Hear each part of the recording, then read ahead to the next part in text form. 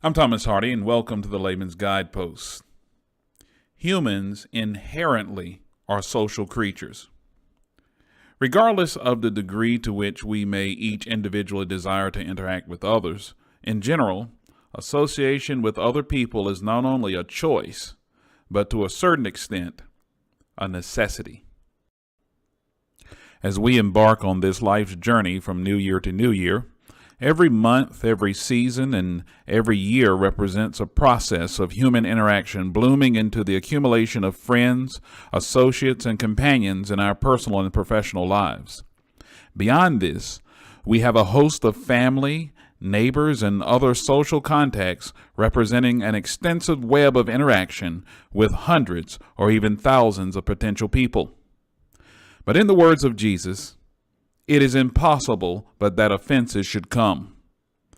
Eventually, as we interact with so many people in a given time frame, there will be occasional incongruities that leave us in an impasse, and a decision must be made to minimize or sever certain relationships. Recently, I've been speaking about receiving the blessings of God and how we, by way of having the right or wrong attitude, can either receive or hinder the blessings God has for us. But there's something that we have to understand. Your attitude on the inside may be the right attitude. You may even be doing the very best to put yourself in a position to receive the blessings that God has for you. But in order to receive the blessings that God has for you to the fullest extent, you may need to reevaluate your relationships. Listen to me. Your interactions with friends, family, and associates greatly influence you on a subconscious level, whether you realize it or not. The conversations, the chain reactions, the time you spend with these people, the adjustments that you have to make to maintain your relationship with them, all of these impact your subconscious mind. We need to be good stewards of our minds as well as of our money and of our time. We need to avoid bad company. Keeping bad company, be it family, friends, or associates, has an irrevocable negative impact on your mind and your time, whether you realize it or not. They tear you down intellectually. They have nothing to talk about worth thinking about. They dwell on simple things for a majority of their time breathing. Obsessions with movies and video games and preoccupation with sports, fascinations with tabloid media, useless gossip, foolish talk, vulgar insults, celebrity enthrallments, silly talk, and perpetual joking and jesting. These are the things that this mentality focuses on. These are the kinds of useless things that this mentality obsesses over. In the meantime, life is passing them by as they waste away precious hours of time they will never be able to redeem. Not in this life, nor the next. They tear you down emotionally. They bring you down instead of inspiring you. They are bound by negativity, tradition, folklore, and a low self-concept. If they can't understand it, it must not be true. If they've never heard of it, it doesn't exist. If they didn't do it, then you're foolish to even try it. They riddle you with negative comments about you and your foolish dreams as if your desire to go forward in life takes away something from them. They tear you down spiritually. They don't encourage you to become what you ought to be, nor do they want you to receive what God truly has for you, because they're too busy trying to shape you into their own image. They're filled with corrective comments that don't make any sense about how what you want to do with your life doesn't make any sense. And no matter how much you try to seek your own purpose in life, they always try to dissuade you, and they make you doubt your way of living. They are constantly trying to psychologically manipulate you into never progressing towards your life goals. They tear you down morally. They won't encourage you to do the right thing. They just pressure you to conform to the norm for your particular stereotype. Your failure in life makes them comfortable. Your recklessness, poor judgment, and dysfunctional apathy is conveniently called keeping it real. The most important thing about these kinds of people is keeping you in harmony with how others in your selected category are supposed to think. Your job to them is to morally and culturally blend in. No freedom of thought, no curiosity, no challenging the status quo. They tear you down financially. Because they don't have anything themselves, they either actively or passively keep you distracted from accumulating wealth for yourself. Because they have nothing, they want to make sure that you have nothing too. You're evil just for having money and possessions, unless you give them what you worked for. Whether they are still living in your house or in your social circle, or have squandered their opportunities away in their own lives, in their minds, you owe them your wealth, even though they did nothing to help you accumulate it.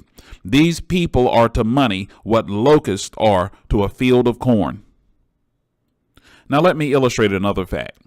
There's an ironic aspect to this kind of person. You see, many of these people act like they want to be your friends. And there may be many things about you that they actually like. They may even come into your life on the basis of pretending to admire you, or maybe asking for help as if they wanted you to mentor them.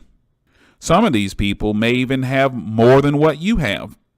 In some cases, they may actually be more successful and have more influence in the community than you do. Yet deep down in their hearts, they want what you have. They are jealous of you, and they may actually feel intimidated by your talent or potential or influence. They often will assert themselves whenever you make a move, or they may tend to make comments about everything you do. They always have something to say that takes you out of your element, even while pretending that they have your best interest at hand. Brothers and sisters, regardless of whom these particular people might be in your life, be they family, be they lifetime friends, or someone you've worked with or worshiped with your entire life, listen, these kinds of people are bad company for you. You need to be willing to cut them out of your life if necessary. Now, even if we have a desire to avoid people who have a negative influence on our growth experience, the biggest problem is that we may not even recognize who that person is. This is because most of the time they are friends and family that we have been connected to for many years, and it's often the last one you think. Amos 3:3 says, "Can two walk together unless they are agreed?" So today, I want to list 5 ways that we can tell that we need to limit or even eliminate our interactions with certain people.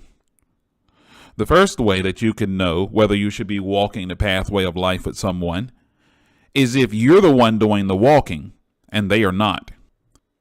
Sometimes you're trying to get somewhere, but they're not doing anything with their lives at all. You're making all the effort to go forward in life, and they're making no effort at all. This is dead weight in your life, and you need to get rid of this kind of person. Why should God bless you when all you're going to do is use that blessing to facilitate someone else's laziness who refuses to walk that path with you? Another way that we can tell that we shouldn't be walking a path with a certain person is when you are walking 2 different paths. In this situation, you're putting forth an effort, and so are they. But the effort they're putting forth is incompatible with yours. This is because they've dedicated their life to something that cannot be reconciled with what you're trying to do in your faith walk with God. Why should God bless you with resources that will help fuel an effort someone else is engaged in that's contrary to his purpose for you? Another way that we can tell that we shouldn't be walking a pathway with someone is when you are walking the same path with this person, but you're moving at a different pace. Sometimes that friend or family member has the same desires and hopes you have. They may agree with God's purpose for your life. They may even agree with your goals and your ambitions, but they may not really be ready right now. But you are. You may be waiting for that person to grow up, but they may never get around to growing up, or they may get to that point maybe years later. One of the reasons why God can't bless you is because you haven't accepted the fact that he has prepared you and not them. In this situation, we have a decision to make whether we've dedicated our lives to the purpose God has sent for us, or whether we will hinder our blessings by waiting for others to get ready. Now, the next one is a little tricky. It's when you're walking the same path as someone else, but your path ends at a different stop. Just because someone is walking beside you and may be able to cooperate with you doesn't mean that you'll both end up in the exact same place. Sometimes people are in your life but for a season. When seasons pass, we make adjustments, don't we? We get out of summer clothes when the winter comes, don't we? This is because we know certain kinds of items only have temporary use. This is the way some relationships work. Some people are not particularly bad for you, but they are seasonal. When the time comes, we must be brave enough to recognize that sometimes we have to move on when they have played the role that they need to play in our lives. How can God bless us to the fullest when we refuse to walk the full path that he's called us to walk? And the last way we can tell that we shouldn't be walking with someone in the pathway of life is when you are walking on the same path, but they are headed in a different direction. Not everyone that you meet in the pathway of life is someone you should build your life around. Just because we found them in a certain place and they helped us at a certain time doesn't mean that they're headed in our direction. Sometimes they may be on the same path as you are, but they're headed in the opposite direction. You may be on a path of growth and they may be on the same path, but headed in the wrong direction. They may be spiritual giants that are headed on their way down the mountain when you're on your way up. Just because you met the right person at the right time doesn't mean that they're headed in the right direction. All of the blessings that God has sent into your life is to help you grow up. He wants you to grow up so you can go up. Just because you met the right person at the right time doesn't mean that they're headed in the right direction. But if we follow our purpose, we'll understand that many of our relationships are like the rungs on a ladder. We must come into contact with them, but in order for us to move up, we have to rise above them. We must learn to keep an upward look in order to receive the blessings of God in our lives. So there they are, 5 ways that we can know that we are in bad company and that we need to move beyond that unhealthy relationship. Now, I recognize that this may be somewhat of a challenge, this whole business about cutting people off, about creating distance, about winding down your interaction with people sometimes that you've grown very close to and that maybe you're related to or maybe you've known your entire life. Some of these people may be relatives, some may be coworkers, yet others may be very close friends. But this does not negate the fact that they are not the kind of people that you need to be spending a significant portion of your time with. Now, at this point, you may be asking the question, how do I get out of this kind of relationship? I'm trapped in an unhealthy relationship, and I got friends, I have family that are constantly pressuring me, and it's very difficult for me. How do I get out of this situation? Well, let me explain this to you. Here's some quick ways to end or at the very least limit an unhealthy relationship. 1, you can limit your time with the person. Sometimes the problem might be that you give this person too much time and attention. When you do this, this makes the person feel welcome to wreak havoc in your life by causing distractions. Stop giving them so much of your time. Now, this time may be spent with this destructive individual on the phone, or it might be instant messaging them. It may be texting them. It may be in your house. It may be on break at your job or any other place. It may even be at church. Just stop giving them so much time and attention. That's one way. Now, my second point of advice is akin to the first point. Stop having long conversations with them if their mind is not in a healthy place. Find something else to do in the time that you used to pay attention to this person. Stop feeling guilty every time they say that you're acting different or you've changed, or they ask you if you think you're better than them. Don't fall for that. Change your habits that nurture and facilitate that unhealthy relationship. A third point of advice: boldly state your values and don't back down when you're around this person. I found that when you stand up for what you truly believe, those that tear you down will stop coming around. Your capitulation and placating their negative energy is what makes them feel comfortable running roughshod over your values. God created you in His image. They have no right to try to recreate you into theirs. And finally, my fourth point: directly confront the person if necessary. You see, sometimes more aggressive or narcissistic personalities still don't get the point. Some people are so obsessed and delusional that no matter what you say to them, they act like they own you. They keep prying into your business. They keep asking questions about what you're doing with your life, and they keep demanding that they be involved in your decision making about yourself. For some people, you can't be like Barnabas and try to console them. You have to be like John the Baptist and just say it out loud and clear. When you do this, do not be unnecessarily provocative or disrespectful.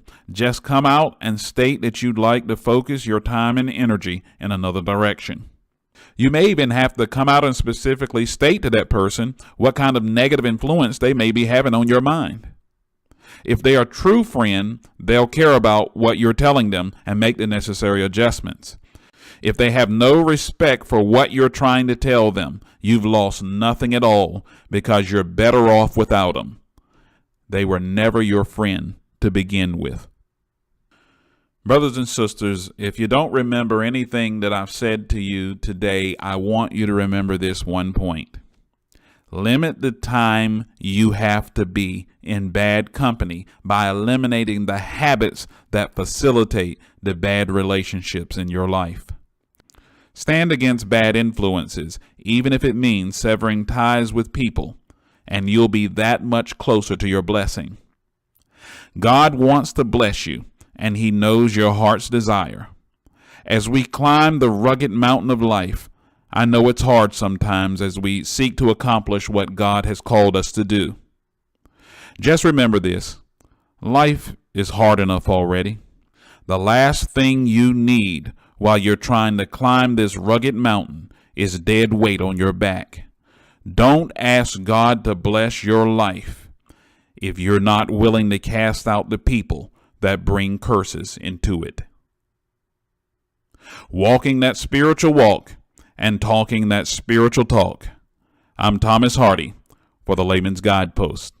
God bless you. If you enjoyed this program and you'd like to see more, subscribe to this page. Also, please remember to like this video and be sure to share this video with others who could use this information. Finally, you can request a copy of my training workbook, The Layman's Guide to Biblical Preaching, a 7-step plan. Just click on the link below. This indispensable tool will take you step by step through the process of writing each one of your sermons in a clear and easy to understand way. Learn the secret to delivering powerful sermons and lessons today. And as always, for the Layman's Guidepost, I'm Thomas Hardy.